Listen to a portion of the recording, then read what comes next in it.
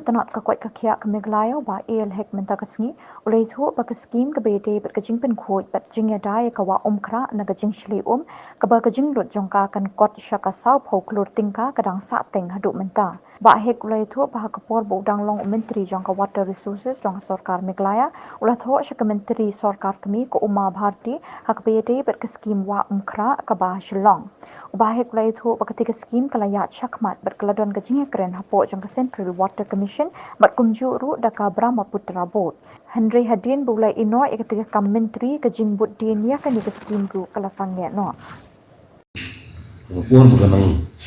bat tumbuh Water Resources Minister.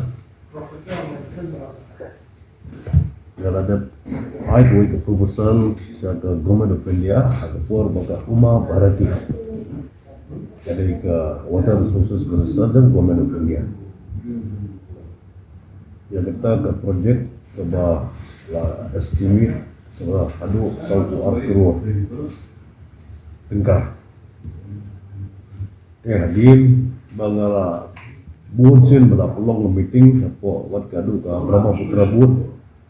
CWC Central Water Commission pelong meeting wat ka Uma Bharti la bunsin dan report akam ngelaya rashmat hadir bangala hamlong syuk bangala kumu Water Resources Minister agak pon awan no berkiwi pergi Minister Dateter dua benda dengan PDI kenapa yang lu kenapa budin ni kata kamu berpengaruh dengan kena budin tu dia nomor apa Delhi lu ke Uma Bharti belum ke Honorable Union Minister yang Singapore Government of India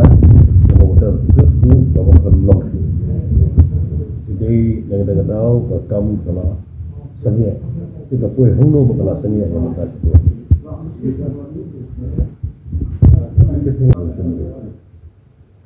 Amarba lada belum tangga interim solution kamera lega dimentoi di nong jongka untame jongka performka ini jadi nanti tahu masa nek repang yang ini skim menyo bagi mereka balak men ai ka permanent solution yang demikian ini dan demikian dua baik ba agak kuat bergaflat sukan mau we kio berarti sukan mau arah dari we ada kedua flat yang mana sekai mah apa isolong itu ni abdam yang apa wa amkra atau bang mengi bersih buat ben ngam po